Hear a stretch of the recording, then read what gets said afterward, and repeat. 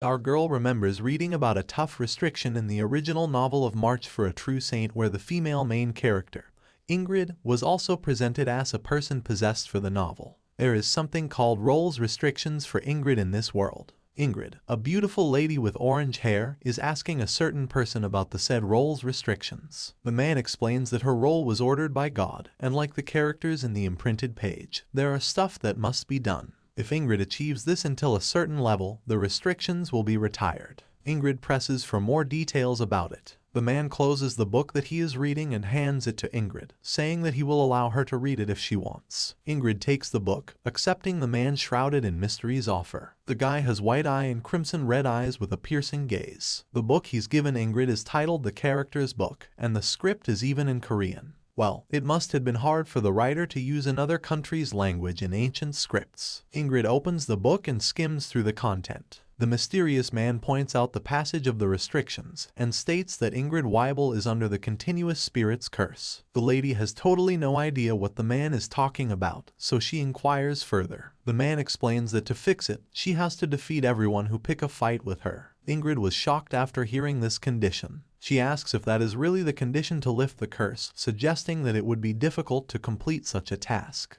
The man states that he calls that condition as salpuri. Anyway, one thing is for certain, if Ingrid doesn't fulfill the conditions well, the restriction will continue to persist. Ingrid laughs from disbelief and she can't find the right words to express her emotions. The man then puts on his hood and prepares to leave, but Ingrid stops him and asks when this crazy so-called god will free this restriction. The mysterious guy states that no one really knows the exact date, but he mentions that it won't be for a long time. That is why, until that time comes, he would like to spend time with Ingrid, saying that he wants to have a nice view. Ingrid flips out, asking the man if he finds this situation somewhat comical. And that is what our girl remembers about the restrictions that she is facing right now. Back to the present, Peony tightly grabs her dress after that eureka moment. To relieve this restriction of not being able to say she is Gabby, it is clear that she has to act following the character during a certain lapse of time. The character that she received was Gabby, a mean girl that appears like a saint. The important point is that vile woman is on the border of death. She looks at her hands and thinks that perhaps it has something to do with why she ended up in Peony's body. Peony was the person more indicated to interpret the character given to Gabriella Nassayert. Since ancient times, Gabby's character always pretended to be slender, weak, have a lot of tears, innocent, excited. Gabby basically faked everything. Our girl is all fired up to do all of that once again. While smiling cheerfully, she will say everything she has to say, and pretend to not know anything while acting innocent. Peony's aura became sinister as she adapts Gabby's personality. She declares to the god to just wait and see. She will be interpreting Peony's character perfectly and she will break the restrictions and will regain everything she once had.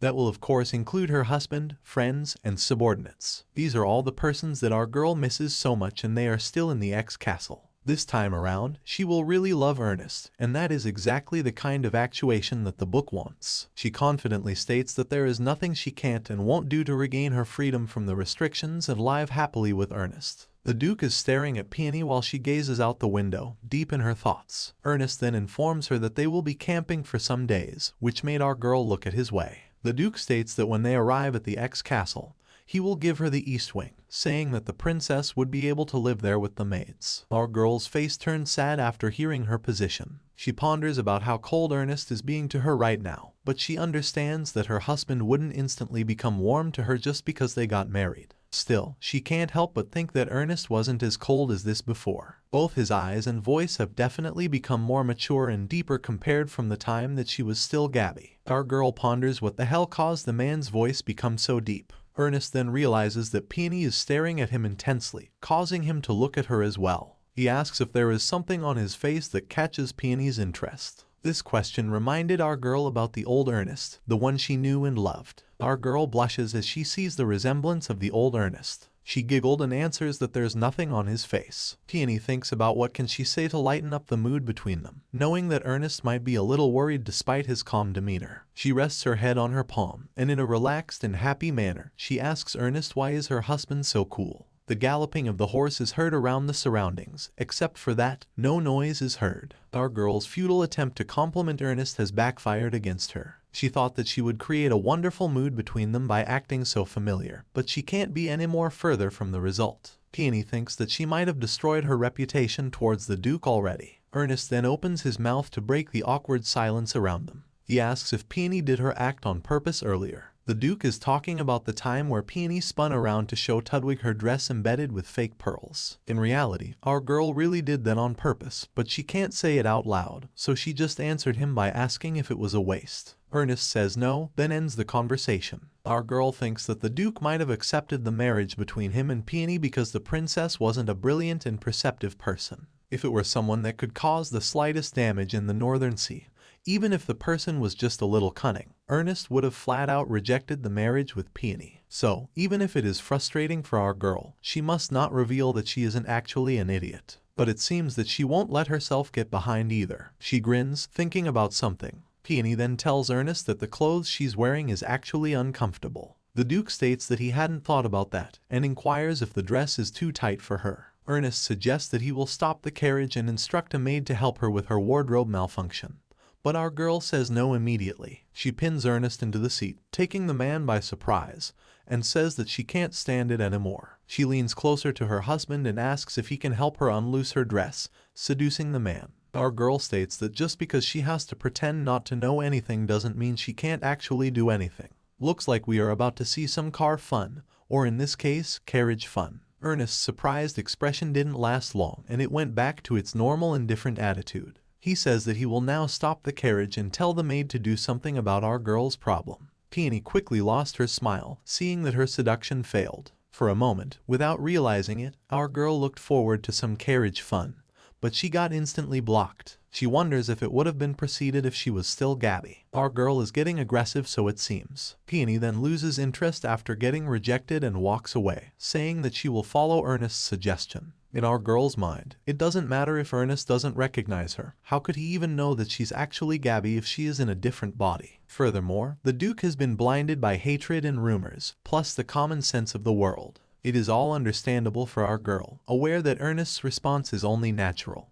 But she still can't help but feel disappointed. She reminds herself that she is now Princess Peony of the Force of the Day. To distract herself, she just thinks about the Eastern Annex, a building for the guests. Although it is beautiful, it is very distant from the main building where Ernest resides. Although a peace marriage was concluded for the sake of the North Sea, our girl can't help but feel like Ernest has no intention of living with Peony like a real couple. While loosening her dress, she states that she will pretend she doesn't know Ernest's real intention. However, our girl is dedicated to one day letting Ernest know the truth, and she will absolutely make him recognize her. The carriage halts in the dense forest where Duke Ernest's faction sets up a camp to rest for the night. While reading some document, Ernest's attention is called by someone. The Duke comments that it seems things has gone well, to which Sebastian Dessen, the principal assistant director, happily confirms. Sebastian states that it was a pretty big harvest for them. The cargo was entrusted to others in the command, and he immediately sent it to the ship. Ernest praises the man for the job well done, expressing her satisfaction while still upholding a calm disposition. The harvest they are talking about are the transport of real objects and civilians who would serve as witnesses to overthrow the first prince. This was the initial plan from the moment they received the primary document to conclude a peaceful marriage, a mission entrusted only to the most loyal elites, including Sebastian,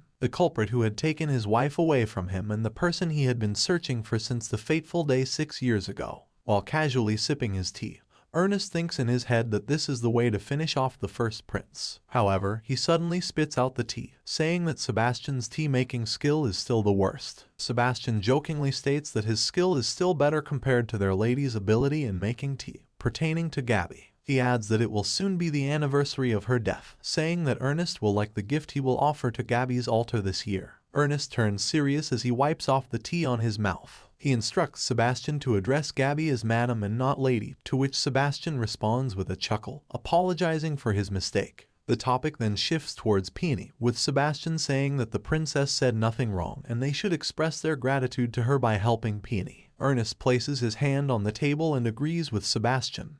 However, he states that his mind doesn't work like that. The assistant turns around and states that they are still giving his late wife the proper respect she deserves even though Ernest is marrying another woman now. The Duke acknowledges this, saying that the fourth princess, Peony, is not someone who can harm the North. He has researched about her completely. Princess Peony has a little sociability skill and strong impulsiveness. Her personality is also good. She has the intelligence and conversation skills of a child. She couldn't learn how members of the royal family should act. Since she was little, the second prince mistreated her and she suffers from sleepwalking. Ernest has no intention of having any woman by his side since Gabby died. The reason he accepted the princess was because he felt that she was not a rational woman. Well, it is said that she had the intellectual capacity of a little girl. He accepted her for revenge, but planned to treat her like a younger sister and care for her for the rest of his life. Looks like someone has a sister complex. But the princess really was as the rumors describes. Suddenly, the conversation between Ernest and Sebastian was interrupted by a soldier barging into their tent to inform them that there is a fight outside. Sebastian tells Ernest that he will attend to it, prompting the Duke to just rest and stop looking at the documents. Now that Ernest is left alone, he starts to ponder about what Gabby would have think to his actions. He thinks that her late wife would have been disappointed to know that he agreed to this marriage out of revenge. According to him, he needed a reason to travel freely through territories of the day's forces, so he accepted the alliance. If he used the fourth princess as an excuse, it will be easier to get to the first prince. Ernest's conscience is eating him away for using Peony as his tool for revenge, though he can't just give up on avenging his beloved wife. We will have to end the episode for now. Thank you so much for watching. Don't forget to like, subscribe, and click the notification bell below so you won't miss exciting manhwa uploads. Stay tuned for the next episode. Until next time.